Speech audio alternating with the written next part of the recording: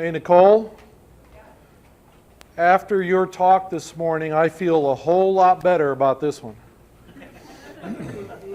That scared the bejeebers out of me, the risk of losing 12 grand an acre, 16 grand an acre. Hell, I'm just trying to help guys save 100 here. I mean, I feel good. I think I can do it now. That's amazing. That's absolutely amazing. But I guess that's what defines a specialty crop, right? Tremendous opportunity for profit and just as much opportunity to fail. And that's why you do it if you're an entrepreneur. So I'm here to talk about corn profitability. And it's not a new topic, right? I mean, our clientele have been facing financial hard times for some years now. I think the challenge or the problem is it's not getting better very fast. You've probably heard of our god-awful late planting this year out in our neck of the woods with the wet spring. And Indiana, we probably had at least half the crop put in June. Our own trials that we do around the state, the majority of them were planted in June. I've never had that many June trials before in my career. We said all along if the weather would shape up, even that June corn would do well. And in fact, it did in some cases. There are folks around the state, including some of our own trials, that ended up with yields that were as good as we've ever had. And so that agronomic truth is still there, that late planting by itself is not a kiss of death, but it just sets it up to be sensitive to things that do go wrong. So we have a lot of guys that are really struggling on yield this year, and of course with the way the market has gone with the tariff disputes and all that, we got a lot of people in a world of hurt. And this isn't news to you, I know, but the other thing I would just say in passing is we got to remember that some of these guys have been in a world of hurt for a while, and mental stress is really high with a lot of our clientele. And I think those of us that do the work that we do, working with these growers, we need to be aware of that.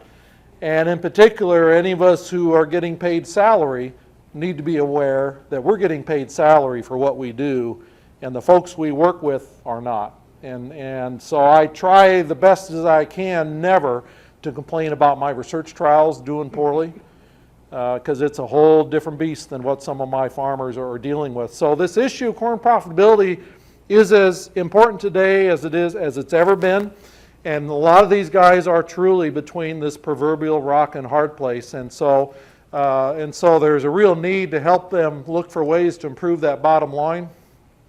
Oh.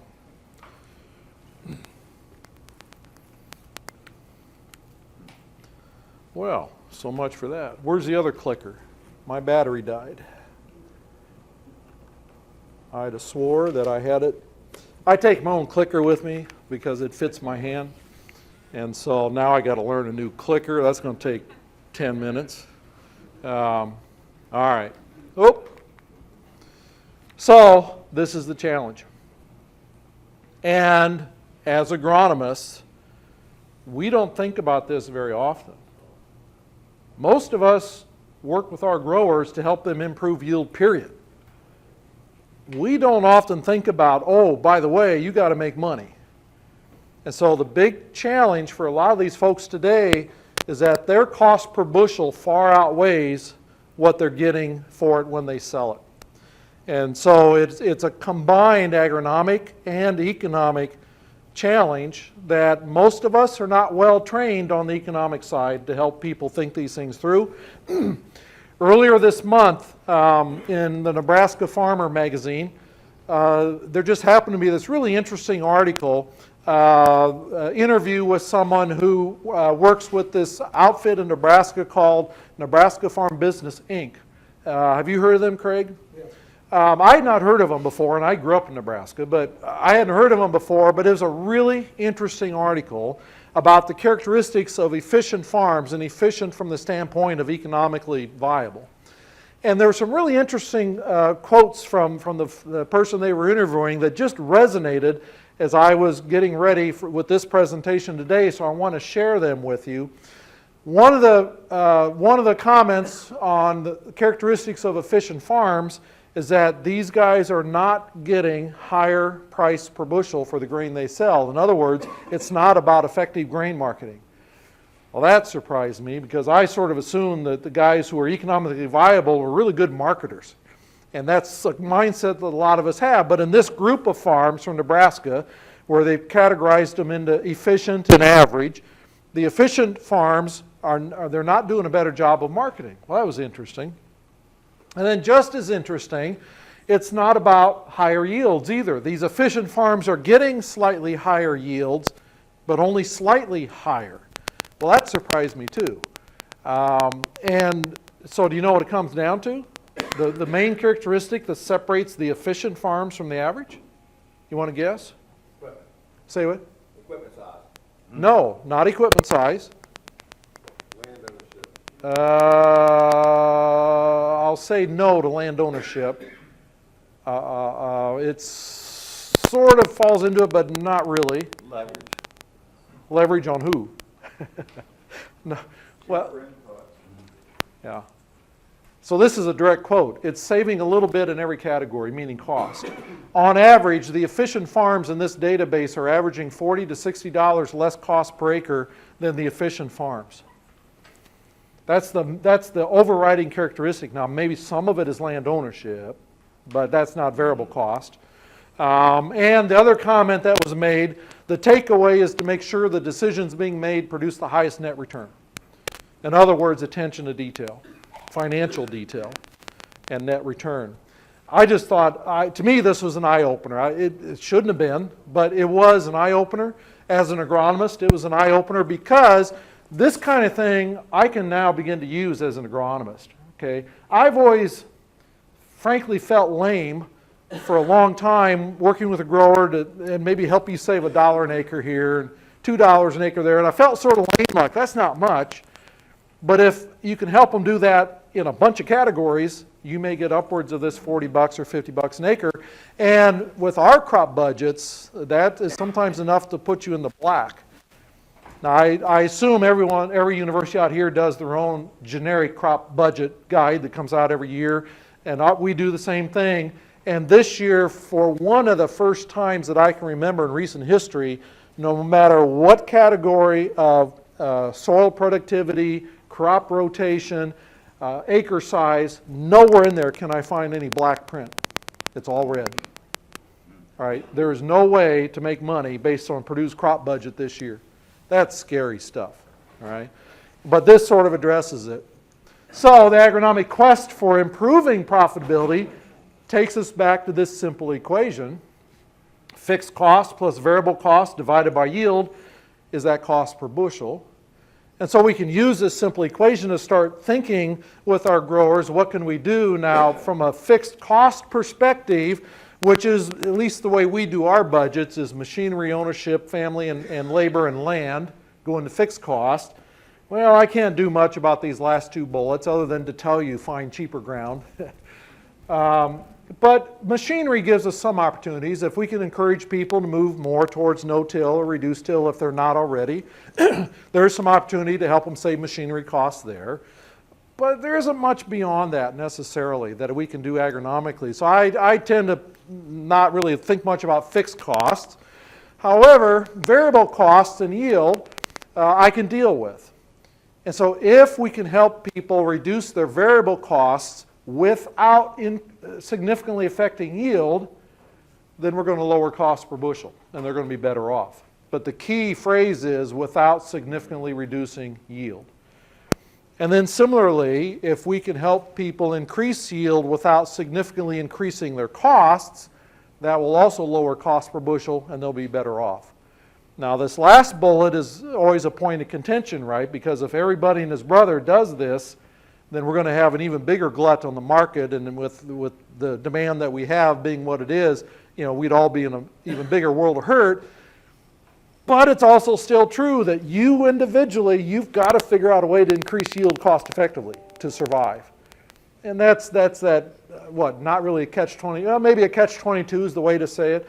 We still got to do that. And frankly, if you can do this cost effectively, that's the best opportunity we have to improve profit. Because we can only cut costs, so long. So we're going to talk about both of these kind of thing. Now, I don't know why, Craig, you guys keep inviting me back out. Because I fit this definition of an expert that former Attorney General Edwin Meese gave or was attributed to. I am farther than 50 miles from home. I have absolutely no responsibility for you doing what I'm telling you to do, and I've got slides. All right? Keep this in mind. I don't know why, Nicole, you want to invite me back next year, because I have no idea what good I'm doing for you other than a little bit of entertainment. And if you're that desperate, you guys are in a world of hurt. So, our crop budget from Purdue, that's what I'm going to focus on because I frankly couldn't find any of yours online. So, our current crop budget, if you look at the big ticket items, it's these three categories. Fertilizer, seed, and pesticides account for about 67% of the total variable cost for rotation corn in Indiana. And if pesticides are primarily herbicides, it does not include foliar fungicides. And if you include foliar fungicides, then that number gets even higher. These are the big ticket items on variable cost for us in Indiana for rotation corn. So if I'm going to help someone look for ways to reduce variable costs, I'm going to start with the big ticket items first because I got a lot more there to work with versus nickel and diming everything else. So if you break that out even more, this is how it all splits out. So in our current crop budget, we assume an average N rate of about 200 pounds of nitrogen, and we use anhydrous in the cost guide as our source. And so at those current prices, $58 per acre is the nitrogen cost for an average productivity ground in Indiana following soybeans. Another similar $57 an acre is for P&K and lime, and it's primarily replacement P&K. And so, I won't say any more on P&K than this, that if in our world, if we've got our soils built up to adequate or better soil test levels for P&K, if all we're doing is replacing what we take off, we've got a lot of buffer there. We can go without P&K for a couple of years if that's going to help my cash flow without hurting yields. Because we have a tremendous buffer in that soil for it takes a long time to drag that back down, in other words. And that's all I'll say in P&K. That's how it works for us. I don't know if it even applies out here. But so we could eliminate this right off the bat if we've got good soil test levels. And seed is figured with an average seeding rate of 33,000 per acre at an average cost of about $270 a bag for a total per acre cost of over $100. The pesticide without fungicide is $58, and if we use foliar fungicide, we figure somewhere around $30 an acre for foliar fungicide and application. So if for folks that are using foliar fungicide, which there are quite a few, then that part of the budget goes up even more. All right. So again, as I'm looking for the big ticket items, when I break it out into a pie chart like this, I immediately look at these things in terms of looking for ways to help our growers reduce variable costs. So let me just say a little bit about nitrogen. and I suspect you would agree that the correct rate of nitrogen fertilizer varies one year to another. Partly because the economics change, the price of grain changes, the cost of nitrogen changes, and that has an influence on the economic optimum rate. And then, of course, because we are relying on some soil nitrogen, how much we get from the soil varies one year to another.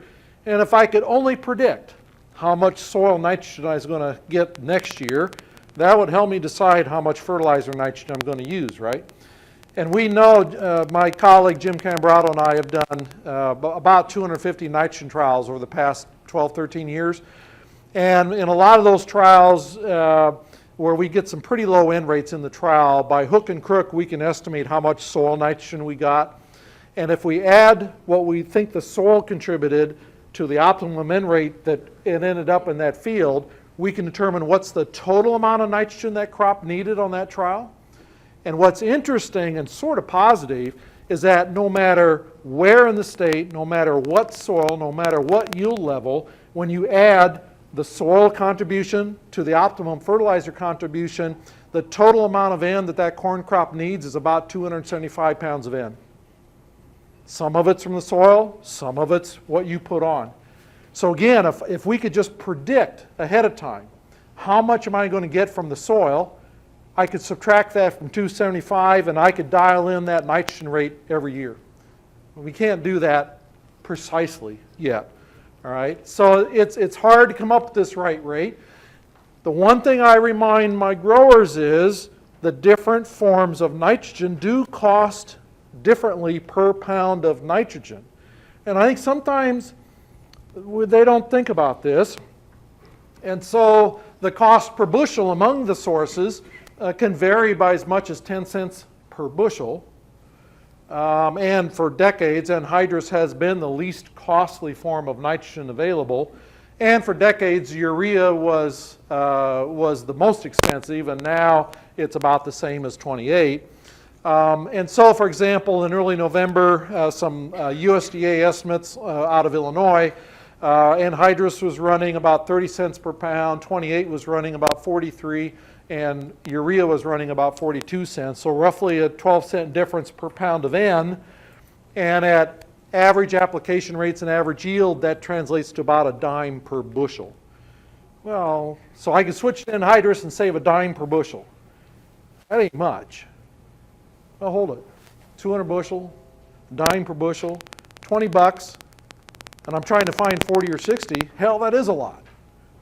All right, so there's this easy consideration, at least, that if you're using urea or 28 out our way, if you could switch to anhydrous with minimal, challenge, minimal effort, you actually could save a fair amount of money. All right. So I remind farmers of this all the time, because what do farmers look at? And I'm not saying farmers are dumb, but they're looking at, holy hell, $487 a ton versus $239. I'm afraid that's what a lot of our clientele look at. And so they sort of think anhydrous is really expensive. And I'm not saying everyone does that, but I think some do. So beyond that, we all worry about how much nitrogen we're going to get from the soil. And we all are aware of the things that influence that soil nitrogen. We know that things like leaching of nitrates and denitrification of nitrates and volatilization of surface applied urea, we know that those take away from soil nitrogen. And we know, obviously, when we put on nitrogen fertilizer, it adds to the balance. And when we apply manure, we hope it applies to the balance for next summer. And we get some mineralization of nitrogen from organic matter. Maybe we carry over some soil nitrogen. And so we know the things that affect it. And if we could just predict each one of these contributions every year, that would help us predict how much soil nitrogen we're going to have. We also know that the risk of losing nitrogen is partly influenced by when you apply it versus when the crop needs it, which makes me think of the 4 R's, which then makes me get pissy and say, we've been doing the 4 R's for 30 years. We just didn't call it the 4 R's. All right. Everything I'm showing you falls into the 4 R's. It's been the same common sense stuff we've always been recommending. And so we've always said, let's time that application to minimize the risk of losing it from the soil before the crop takes it up. And so if we put it on a time scale, we know that applying anhydrous ammonia in the fall has a much higher risk of disappearing than anything applied closer to the crop uptake. And as we apply nitrogen closer and closer and closer to when the crop actually needs it, the efficiency gets better, the risk of losing it drops. And generally, by the time we get out to something close to planting, and particularly side dress, the efficiency tends to max out. Now, where you've got opportunity for irrigation, clearly that is also an efficient way to deliver that nitrogen from a loss perspective. But again, this simple business that if you're trying to reduce costs, and if you've been putting it on in the fall or in early spring, and maybe intuitively you've been bumping the rates to account for the fact that you're losing it, Well, as you go to later and later applications, not only is it more efficient, but you can slowly ratchet back on the amount of N you use, and you save money, okay? And you lower your risk when it's all said and done. And so we talk about ways to minimize the risk of losing nitrogen, and we're all familiar with these. Indiana, we have a lot of poorly drained soil, so for us, improving drainage is still crucial to minimizing the risk of ponding and saturated soils and the risk of denitrification, which is our most common loss mechanism in Indiana.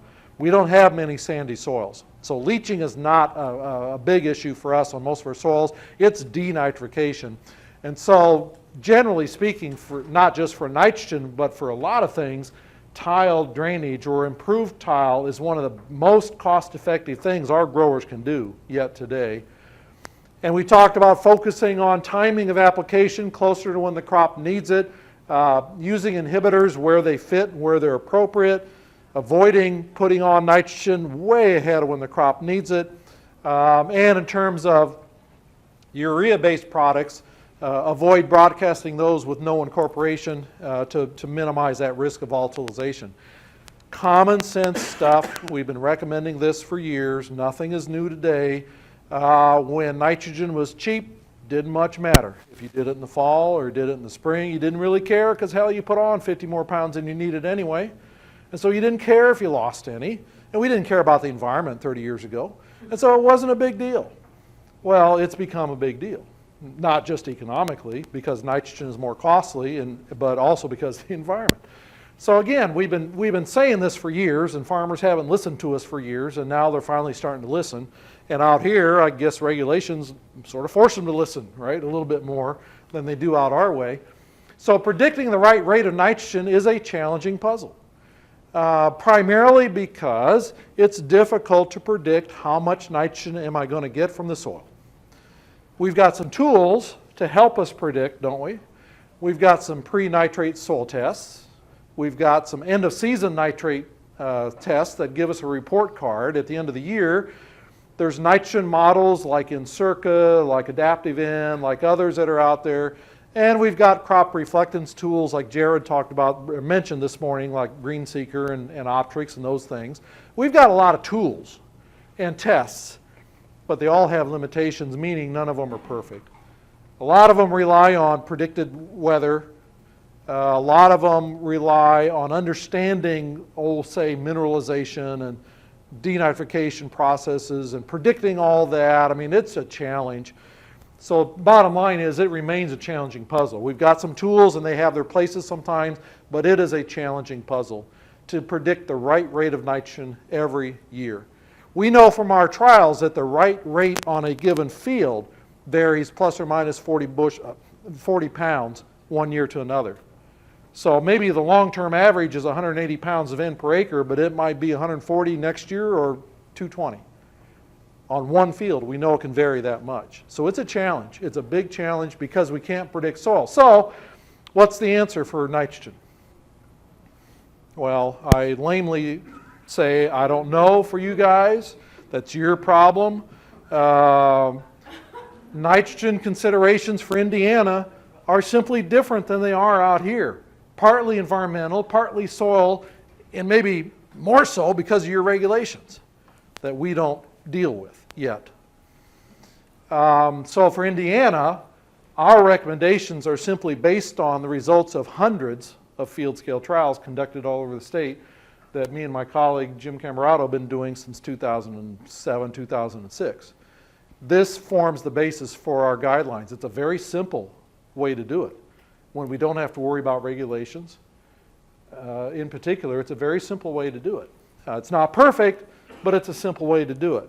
If you're curious what those recommendations are, you can find it on the web. You'll find it at my Chat and Chew Cafe website that I'll show again later. But if you want to see what we recommend in Indiana, fine, but I'm not going to waste your time just telling you what we do because it probably doesn't apply out here. But for us, it has worked to do these hundreds of trials to establish some general guidelines, different regions of the state that pretty much work year in and year out. You'll never go wrong. You may not be perfectly right, but you'll never go wrong, and we feel pretty good about them, all right? But again, you've got a different ball game out here in a lot of ways. So let's move on to seed cost as we look for ways to improve profit. So I often throw this up with my clientele just to remind them that cost per acre for seed is influenced by how much you pay for the seed and what seeding rate. I mean, it's sort of a well, duh kind of moment. But clearly, if you look at this table, you can go anywhere from $131 an acre to $31 an acre just by manipulating seeding rate and cost per bag. So in other words, if you're smart and can really think some of this stuff through and maybe make good choices on seed purchases and wise choices on seeding rate, there's a hellacious amount of wiggle room right there for reducing variable cost per acre. And sometimes people forget this, that something this simple is sort of a factor. So we know that non-GMO hybrids, non-transgenic hybrids, we know they're less expensive per bag, at least $100 less per bag. And so I don't know about out here, but a lot of my growers have been tempted in recent years, and a lot of them have gone to non-GMO with no premium market either, just going non-GMO to avoid the seed costs. And so the question is, how risky is that? And it's not an easy question to answer. Historical yield data gives us some light on what that risk may be from a genetic yield potential basis. And I think I've shown this historical graph before when I've been out here. These are national yield estimates from USDA starting in 1866 through this year. And for 70 years, the yellow dots, national corn yields averaged between 20 and 30 bushel an acre for 70 years. Absolutely no improvement on yield for 70 years. And that's a whole nother 20-minute discussion on why that's fascinating, but it is fascinating. And then when we began to adopt the first hybrids in earnest in the late 30s, it didn't take but a few years, and the data told us those hybrids had a tremendous impact on yield. That was the first miracle of corn improvement in this country, was the late 30s and adoption of double-cross hybrids. And then a short time later, in the mid-50s, the data told us the second miracle had occurred by the way what the yields told us, and that was adoption of synthetic nitrogen fertilizer, chemical pesticides, mechanization, maybe irrigation, better hybrids. There's a host of technologies that came together coming out of World War II efforts in many cases that led to the second miracle of corn improvement, that very quickly the data said, man, something changed. In 1995, we introduced our first BT hybrids. And then more BT hybrids, and then eventually Roundup Ready. So if you look at the yields since that introduction, you do not see a third miracle. The trend line has continued. We're going up, but it hasn't changed. It's still about 2 bushels per acre improvement per year. And so my take on this, in terms of whether it's risky to use non-GMO hybrids, is that transgenic traits haven't really helped us yield-wise. They've replaced insecticides. They, in their original form, made weed control simpler. But now it's no longer simple because of resistant weeds. But initially it made weed control far less costly and simpler. But they have not improved yield. They are not offensive traits. They're defensive traits that help protect yield. They do not literally improve yield, and our national data show that. So from that perspective, it's not much of a risk to go from high-priced GMO-traded corns to low-priced non-GMO. Right? That's the first thing that I'll tell my growers is, yield-wise, as long as you're still good at choosing hybrids, yield-wise, it's not risky at all. The risk comes from the uncertainties related to the pests that these things are meant to help control. And so the BT traits, clearly their main targets were rootworm below ground and European corn borer above ground. To a certain degree, lesser degree, they also provide some protection on earworms and western bean cutworm. Predicting whether you need that control is still difficult. Now, when they were first introduced, at least particularly rootworm out of our way, it was like a gift from God in terms of the protection, the consistent protection it gave us on rootworm. Well, this many years later, I can't remember. I can barely year to year, and I'm not exaggerating, year to year I can count on one hand almost the number of rootworm beetles I see in fields. That's how much the populations have crashed out our way over the past so many years. Corn borer never was a big deal for us, but they're still not a big deal. But am I going to go completely away from rootworm protection? That's a little more scary. And I never really advise people what to do because they got to make that decision.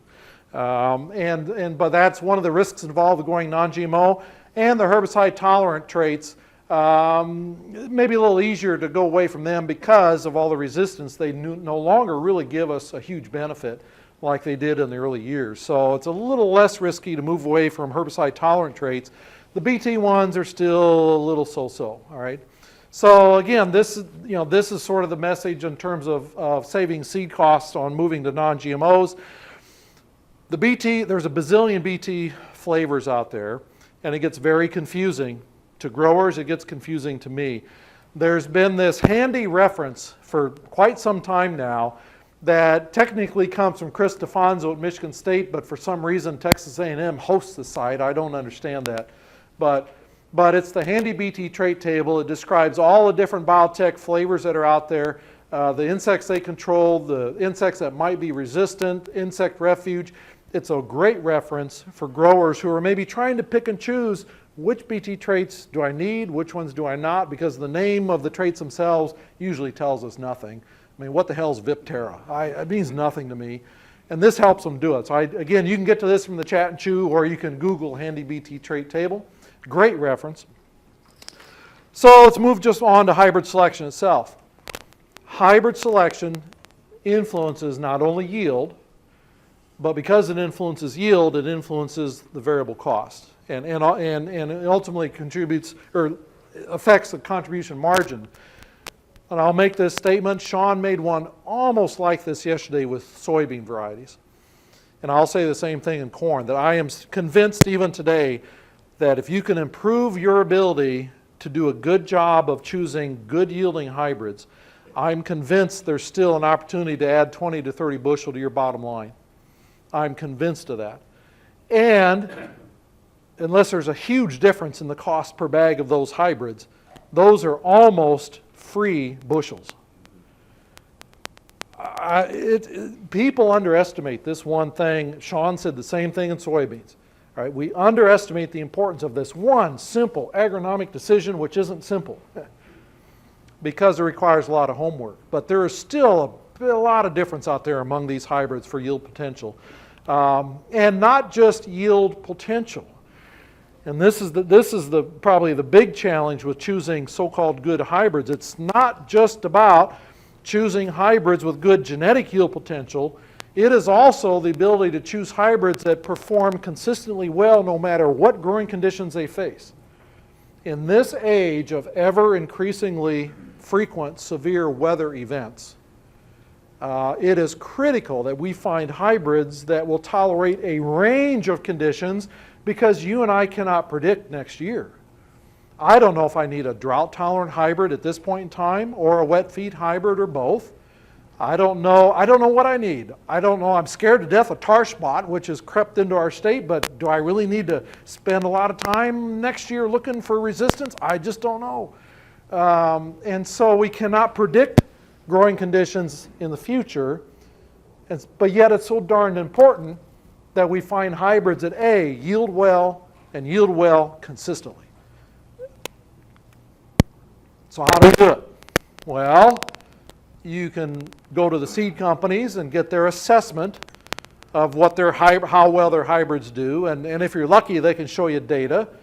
And if you're not lucky, they just want you to trust them, and some of us tend to be skeptics. Not that I'm bashing seed industry, but I'm a healthy skeptic.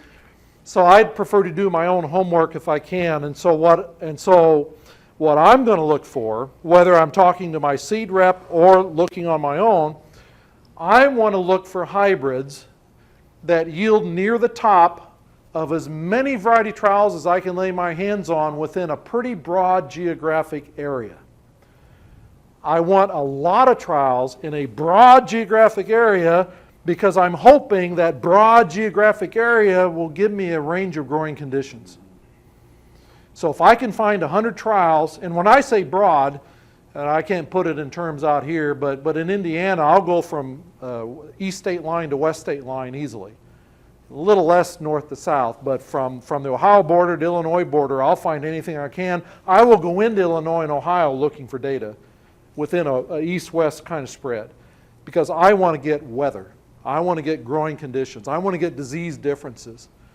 And then if I can find hybrids that are always sort of near the top, those are hybrids that are stable. And near the top means they've got pretty good top end potential. They may not be the racehorse that gives me the 300 bushel in the best of times. I could care less, frankly, about those hybrids that are so sensitive that it needs the perfect conditions to get 300, 350. I could care less about them. I want to survive. I want a hybrid that'll give me 250 year in and year out, or 220 year in and year out, if I can find it. And the only way to do it is to look for this kind of performance data from how they do in variety trials. It's a huge challenge, though. Universities generally have cut back on the breadth and comprehensiveness of the variety trials we do, and getting this kind of data out of a lot of companies requires a lot of manual work yourself, and it is not an easy thing to do, but it is very, very important to increasing yields cheaply, right? So that's all I'll say on that. So what about seed costs in terms of seeding rates? There's this opportunity to manage those seed costs by doing a better job or a wiser job of choosing seeding rates. So much like we've done with nitrogen, we've done a lot of field scale trials around the state since 2008. These trials have ranged upwards of 100 acres in size. We've had a random selection of hybrids in the trials. Some of them were purposefully chosen split planter trials. We haven't had a lot of irrigated trials, but we don't have a lot of irrigated acres in Indiana. But we've done a lot of trials up and down the state. And here's the bottom line on what we've seen. Again, take it with a grain of salt, because this is Indiana, not the mid-Atlantic. Modern hybrids are generally pretty tolerant of high populations, especially compared to 30 years ago.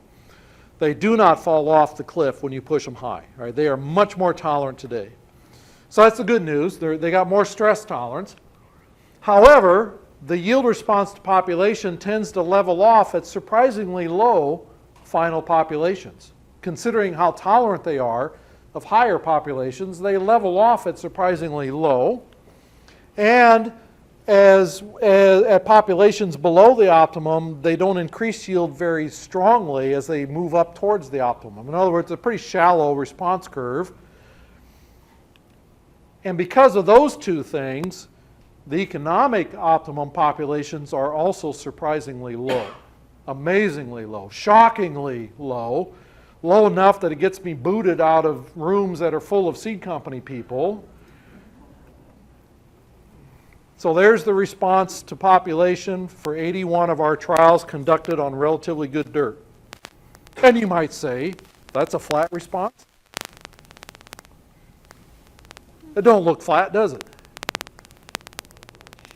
Do you remember my Kool-Aid talk from a couple years ago?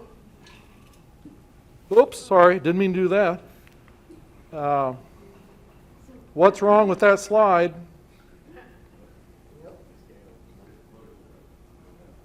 You remember that snake oil trick of making treatments look way... Now, I wish Sean was here. Did you pay attention to some of his charts yesterday?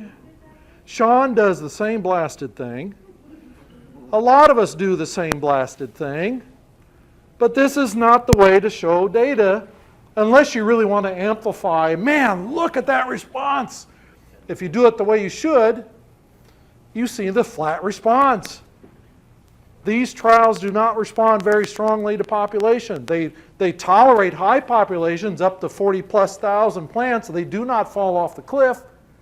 But look what happens on the backside. They're also tolerant of low populations. 81 trials. This box from about 28,000 to 35,000 represents yields that are plus or minus a bushel. Anywhere in that blue box, you are at optimum yields. Now this is Indiana, and things are different. But look at that. Anywhere within that blue box is optimum yields. What do you think that does to economics? What's that do to economic optimums when it's that flat, that shallow of a response? It's significantly lower no matter what combination of grain price or seed cost you want to throw at this. And so here the blue is still the yield response, the plus or minus a bushel. The green is the marginal return to seed, the dollar return to seed. And it peaks at about 25,000 final. The agronomic optimum is about 32, roughly. But because it's so flat, there's no way on earth that you can afford to maximize yield and pay for it. This is shocking. This is based on $3.50 corn and $240 seed. Oh, what am I doing? Sorry. I just wanted to see the Kool-Aid guy again. $3.50 corn and $240 seed corn. So, pretty good. So if you take this into a table and look at $3.50, and I chose $2.50 on the table, the optimum final population is 25,000. You divide that by your average percent stand, and that'll give you your seeding rate. But look at those numbers on there. Do you understand why I get run out of rooms that are full of seed people? This is shocking. I mean, even to me, who's a skeptic, in terms of high populations, this is even shocking to me. But this is what our data show, and hopefully someone out here at whether it's Maryland or Delaware or Virginia, someone who has similar long-term data sets. But you need this kind of database to be able to say these kinds of things. And we feel very confident. I feel confident on the numbers, but I don't have the nerve to drop anything lower than 30,000 myself. But I am confident of the numbers. On that curve, how much variability are you seeing hybrid to hybrid? Yeah, so the question is, what about hybrid variability? And I said that we had a random assortment of hybrids in these trials, but we had 27 where these were generally on-farm trials, split planter, where we told the farmer to work with their seed rep and choose a hybrid that the seed company said was responsive and one that wasn't. With 27 trials, about 11 of those we saw a difference between the hybrids, but of the 11, half of them were the opposite direction, meaning the less responsive was more responsive and vice versa. My take on all this is that hybrid response is not as black and white as companies sometimes lead us to believe. So I generally don't pay attention to hybrids when I'm making recommendations, except any hybrid that's rated as being a little so-so at the high end in terms of standability. Okay, but we've just, with those 27 split planter trials, we just could not get too excited about sometimes they were fixed and flex, sometimes they were just responsive, non-responsive, but there's no consistency. Let's put it that way, all right? Well, what about variable rate seeding? I was going to say that ties into it. It doesn't. That's a different, well, it sort of ties into it. On our trials, bottom line is, we think there's no more than about 2 seeding rates necessary for any field in Indiana. A low rate for drought-prone zones in the field and a higher rate for zones where moisture is adequate. And I realized in the first session these numbers here are agronomic optimums, not economic. So they're going to be lower accordingly. But that's what we feel in Indiana is that, frankly, most of our fields have few areas of drought-prone zones that we think one population is adequate for most of our fields. Now, again, that may not hold water out here. I have no idea, but that's what we say out there. And again, this summary is online. If you want to go look at it, you can find it on the Chat and Chew also, and take it for what it's worth out here. But we feel pretty good about those recommendations. All right, so what about this business of increasing yield? Can we do it cost effectively? Because if I can raise cheap bushels, I'm going to do that too, because that's going to gain me more than anything else. So can we do that? We've already talked about hybrid selection as maybe one of the best ways to improve yield cheaply is by getting better at choosing hybrids. The second bullet is, again, sort of a lame bullet, good agronomic decision making. Well, we sort of recommended you do this all along, but we need to continue making good, sound agronomic decisions. And then, sort of related to my talk yesterday with UAVs, it's also about identifying and mitigating field-specific yield-limiting factors. Understand that maximum yield potential of that hybrid occurs while the seed is still in the bag. While it's in the bag, that yield potential is easily 500 bushel an acre, right? We know that for a fact. It's probably higher than, we know it's higher than that, right? The problem is we got to plant the darn stuff, and once it's planted, it begins to be attacked by a whole host of yield limiting factors. And so it's no longer maybe that 500 bushel out there, but it's something less. And if we fail to identify and diagnose the causes of these yield limiting factors, then some of the decisions we make are going to miss the mark. And we're either going to waste money on inputs we don't need, or we're going to leave yield on the table because we failed to identify the serious yield limiting factors. So again, sound agronomics, good crop diagnostics to identify these yield limiting factors. The search for these yield limiting factors takes a lot of agronomic knowledge and skills. That's why you come to conferences like this to get better. It takes a lot of time. It's often pretty difficult. But it's important because, and I have said this for my whole career at Purdue, farmers should not be spending money for solutions to problems they do not have. Because there are way too many people out there willing to sell farmers solutions.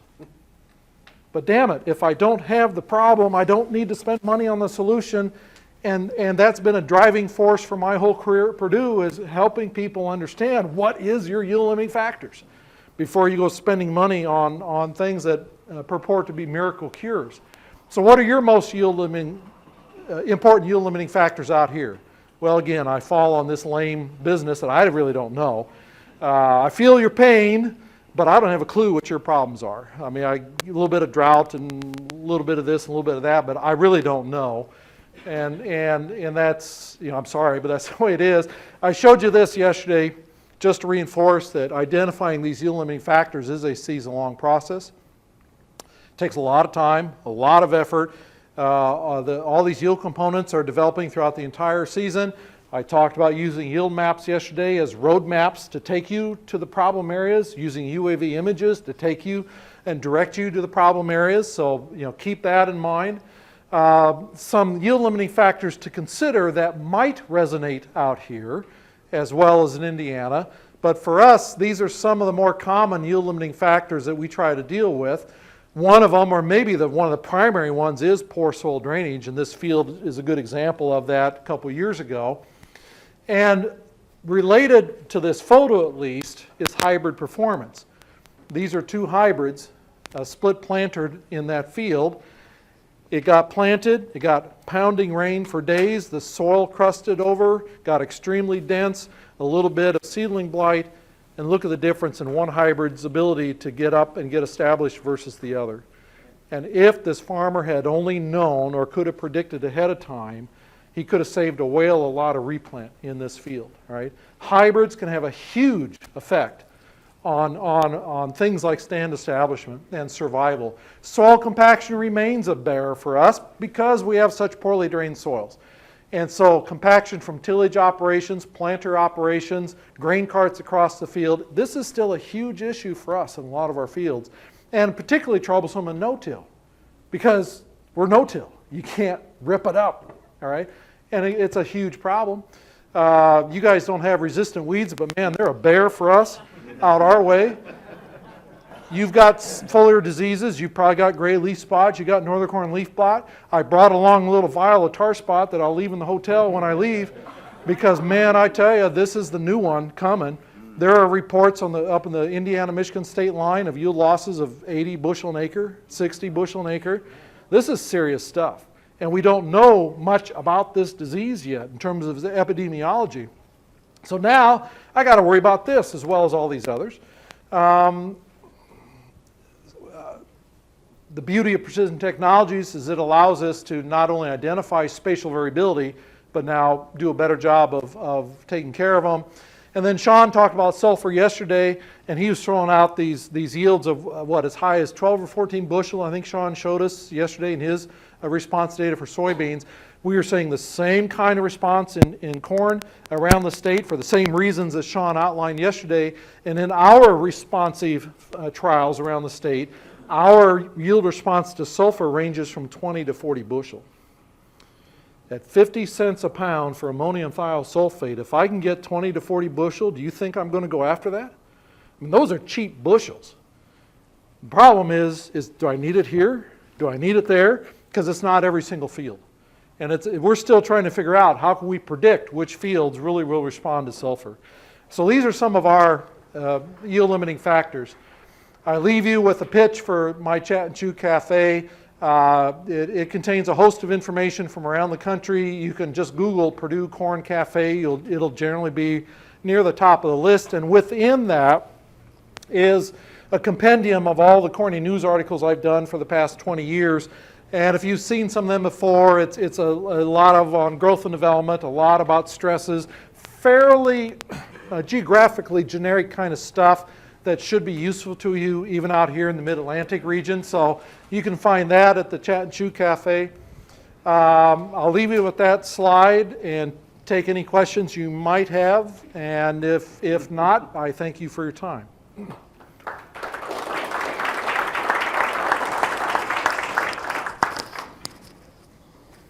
No questions. That's good.